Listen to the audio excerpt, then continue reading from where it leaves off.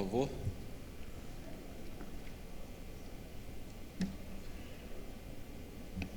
De sensibilidade para ressonância, contra 48% de sensibilidade para biópsia guiada por ultrassom transretal.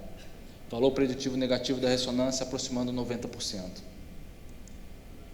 E, utilizando os resultados finais desse estudo, os autores fizeram uma estimativa de que se a ressonância tivesse sido utilizada no início do estudo para ditar a decisão ou não da biópsia, isso teria culminado na redução de 27% de biópsias desnecessárias, com o aumento de 18% de detecção de doença clinicamente significativa. Um resultado bem expressivo. Então, como que nós podemos traduzir esse benefício da ressonância para a nossa sessão de biópsia? Então, três grandes formas de fazer a fusão são disponíveis, são utilizadas.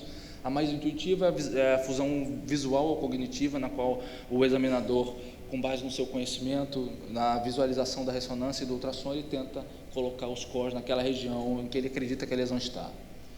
Outra forma menos utilizada é a fusão in-bore, na qual o procedimento é realizado dentro da ressonância. O examinador coloca a agulha, o paciente na ressonância. E o que tem crescido muito nos últimos anos, o que a gente utiliza lá no Royal Marsden, são os softwares. Então, várias plataformas existem hoje em dia. Então, essas são as plataformas mais utilizadas na Europa. Elas diferem basicamente na via de utilização da biópsia, se é transperineal ou transretal, e na tecnologia de fusão, se é uma fusão rígida ou se é uma fusão elástica. A fusão rígida, ela basicamente representa a sobreposição das duas imagens, e a fusão elástica, o software trabalha constantemente para tentar compensar a deformação, a movimentação do paciente, a deformação do probo do ultrassom. Teoricamente, a precisão da abordagem elástica é maior 1 milímetro dentro da próstata, e a fusão rígida com a acurácia de 10 milímetros para a localização dos cores dentro da próstata. Então, alguns estudos importantes compararam a acurácia diagnóstica de cores obtidos através de alguma forma de guidance com cores obtidos de forma sistemática. E acho que a evidência mais importante que nós temos foi esse estudo publicado no JAMA, feito no National Institute of Health, o maior estudo, Peter Pinto. Ele englobou 1.003 pacientes, a maioria desses pacientes num contexto de biópsia repetida, todos os pacientes com alguma lesão suspeita à ressonância.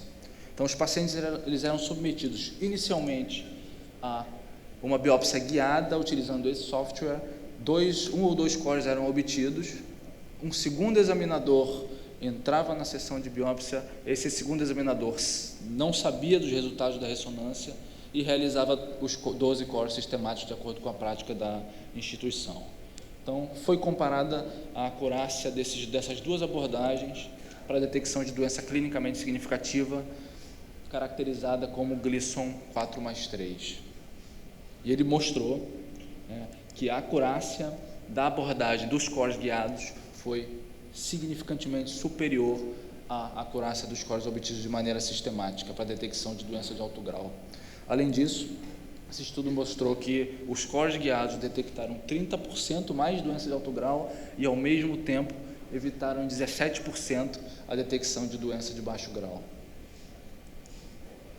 Então, vários outros estudos também compararam a acurácia diagnóstica de cores obtidos de maneira guiada com cores obtidos de maneira sistemática. E os resultados variam um pouco de acordo com o que você está avaliando, se detecção de câncer de próstata no geral ou se detecção de câncer de próstata de alto grau.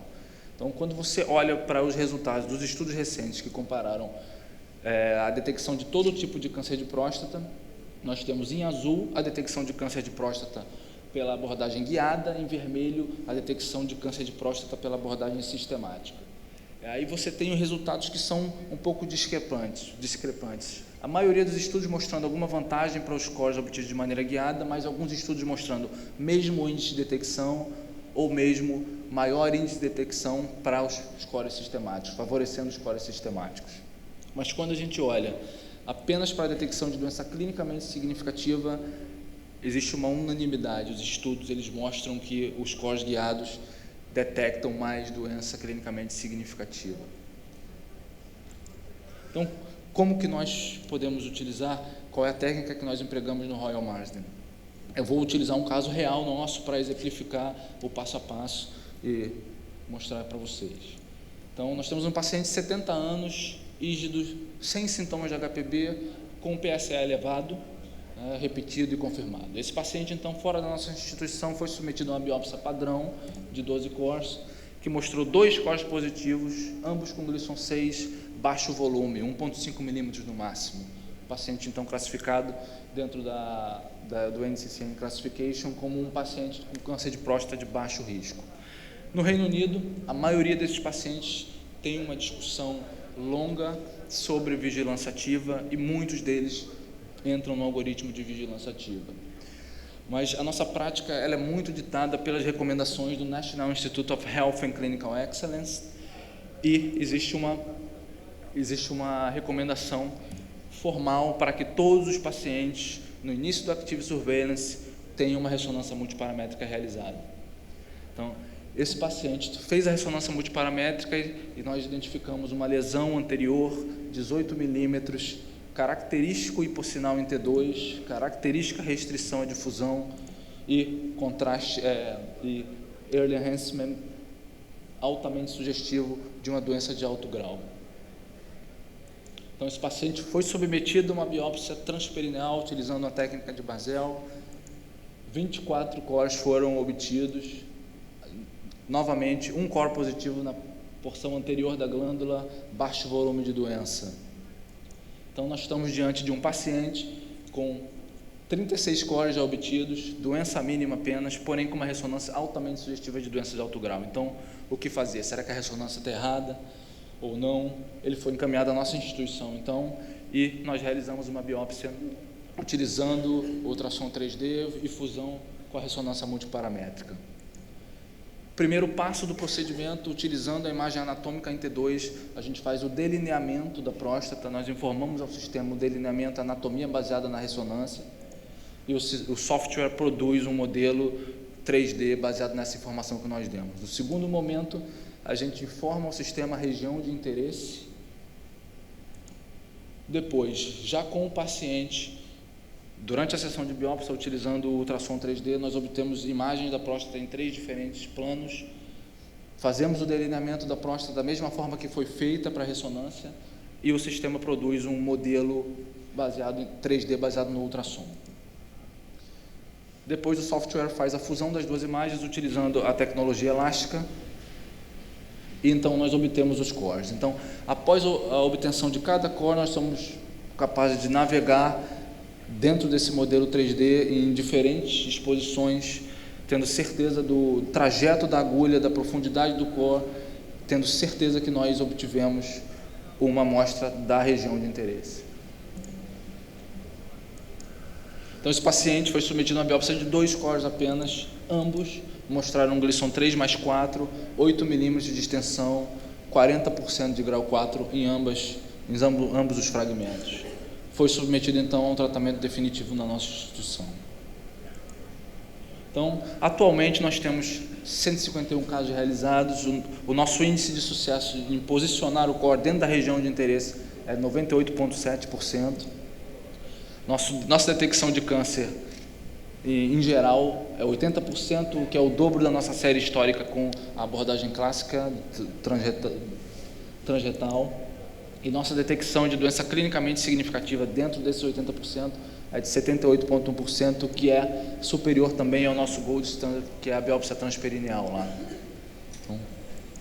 Então acho que concluindo, temos muitas coisas positivas, mas a situação atual, ao meu ver, ainda é um copo meio cheio e meio vazio, porque existem algumas coisas negativas que nós podemos discutir.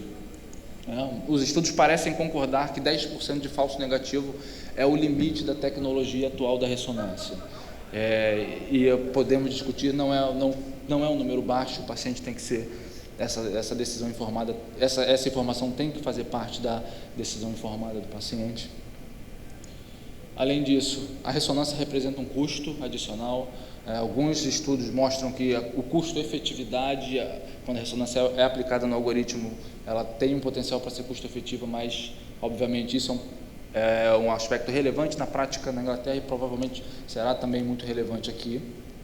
E, a meu ver, o principal problema é em relação à variação entre os observadores e a necessidade de você ter um laudo, uma interação muito bem afinada entre o radiologista e o urologista. Então, nós precisamos de uma descrição detalhada, precisamos trabalhar com interação constante entre o radiologista e o urologista para que a gente possa ter sucesso na realização do procedimento. Isso necessita de um centro que tenha um volume razoável, coisas que talvez não sejam tão fáceis da gente conseguir iniciar.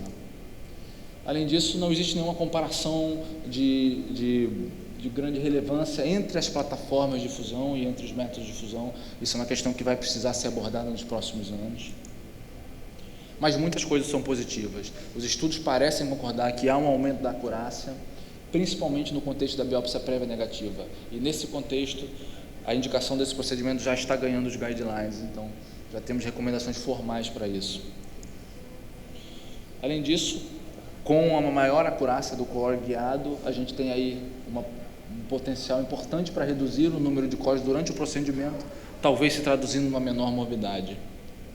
E, finalmente, acho que nós estamos, pela primeira vez nos últimos 30 anos, diante de uma possibilidade real e concreta de vencer dois dos principais problemas no diagnóstico e screening do câncer de próstata, de traduzir aí, de conseguir uma redução do sobrediagnóstico e uma maior diagnóstico de doença clinicamente significativa. Muito obrigado a todos mais uma vez.